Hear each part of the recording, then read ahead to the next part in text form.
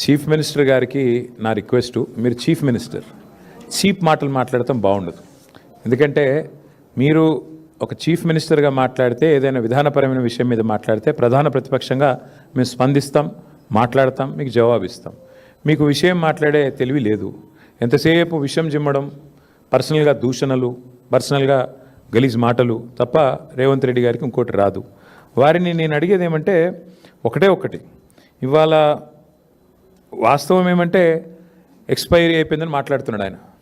Congress party చెతికిలబడి ఇప్పటికీ ఎన్నేళ్ళు అయిందండి? 12 ఏళ్ళ 13 ఏళ్ళ అప్పటి నుంచి ఇప్పటివరకు లేవలేకపోతున్నది. ముందు వాళ్ళ స్థాయి, వాళ్ళ పరిస్థితి చూసుకోమనండి. వాళ్ళ జాతీయ పార్టీ అని చెప్పుకుంటారు, ఒక ప్రాంతీయ పార్టీ స్థాయికి పడిపోయింది. వాళ్ళ సంగతి చూసుకోమని రాదు. మా గురించి ఆయనకెందుకు? మా పార్టీ ఏందో, మా పార్టీ ప్రస్థానం ఏందో, మా పార్టీ ఏం చేసిందో, మా పార్టీ ఎట్లా ప్రజా పోరాటాలు చేసి ఓ రాష్ట్రాన్ని ఢిల్లీ మెడలు వంచి సాధించిందో, వాళ్ళ జాతీయ నాయకత్వాన్ని అడిగితే ఢిల్లీని ఎట్లా గడగడలాడించిందో వాళ్ళ జాతీయ నాయకత్వాన్ని అడిగితే వాళ్ళు చెప్తారు. ఈయనకేం తెలుసు అప్పుడు ఎక్కడున్నాడు ఈయనప్పుడు? కాబట్టి నేను అనేది ఏమంటే చీఫ్ మినిస్టర్ గారు చీప్ మాటలు మాట్లాడకపోతే మంచిది. ఇవాళ మాకు ఒక శుభదినం. మా పార్టీ 25 వసంతాలు పూర్తి చేసుకున్న సందర్భంగా నాకు ఆయన లాంటి వాళ్ళ గురించి మాట్లాడాల్సిన అవసరం కానీ అగత్యం కానీ నాకు లేదు.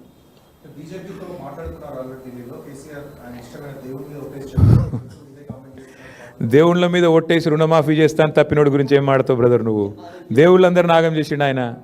బాసర కోతాడు, సరస్వతమ్మ మీద ఒట్టన్నాడు, రుణమాఫీ అన్నాడు, ఆ ఒట్టు గట్టు మీద పెట్టినాడు, మర్చిపోయినాడు. యాదగిరి గుట్ట పోయినాడు, లక్ష్మీ నరసింహస్వామి మీద ఒట్టన్నాడు, ఈ జోగులాంబకు పోయి ఒట్టు పెట్టినాడు. గట్లాంటి ముఖ్యమంత్రి గురించి ఏం మాట్లాడమంటావు, ఏం చెప్పమంటావు? ఆయన మనిషి, ఆయన నోటికి ఆయన మాటకు విలువ ఉన్నది. ఏదో మాడుతూ ఉంటాడు ఏదో టైంపాస్కి. మీరు ఎప్పుడు మీకేమైపోయిందంటే పత్రికలలో కూడా ఆయన మాట్లాడితే పాపం రాయక తప్పని మజ్బూరీ వచ్చింది. మీ మేనేజ్మెంట్లు ఇక ఆయన చీట్ చాట్ చేసినా ఏం చేసినా మీరు రాస్తారు. అదో చీట్ చాటు మళ్ళీ మీరు రాసుడు. అంతగానం ఉంటే బయటికి రమ్మని మాట్లాడమని మేము ఎందుకు వద్దంటాం. But thank you. ఇన్ని మంచి మాటలు చెప్పిన ఆయన గురించి ఎందుకు.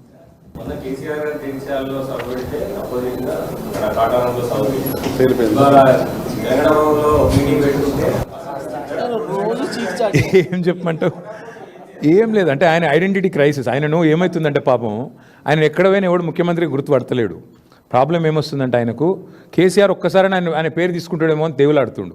కేసీఆర్ గారేమో ఆయన పేరు తీసుకోవట్లేదు. ఆయన బాధ వర్ణనాతీతంగా ఉంది. ఏం చెప్పాలి? అందుకే నేను అనేది ఏమంటే రేవంత్ రెడ్డి గారు మిమ్మల్ని యాంకర్లు గుర్తించట్లేదు, యాక్టర్లు గుర్తించట్లేదు, ప్రజలు గుర్తించట్లేదు, ప్రతిపక్ష నాయకుడు కూడా మిమ్మల్ని గుర్తించట్లేదు. అది మీ ఐడెంటిటీ క్రైసిస్కి సంబంధించిన సమస్య. మేమేం చేయగలం దానికి? మీరు కావాలంటే ముఖ్యమంత్రి పరిచయ కార్యక్రమం అని చెప్పి బ్యానర్ కట్టుకొని ఊరికి తిరగండి, మేము ఎందుకు వద్దంటాం. ఆయన ఐడెంటిటీ క్రైసిస్, మాకు పని లేదు. Thank you.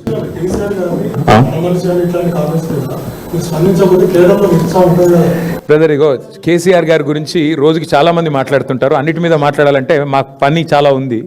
చాలామంది చాలా మాట్లాడుతుంటారు, అన్ని పట్టించుకోవాల్సిన అవసరం లేదు. Thank you. అధికారులు మీ సమస్యలను పట్టించుకోవట్లేదా? నెలల తరబడి మిమ్మల్ని ఇబ్బంది పెడుతున్నారా?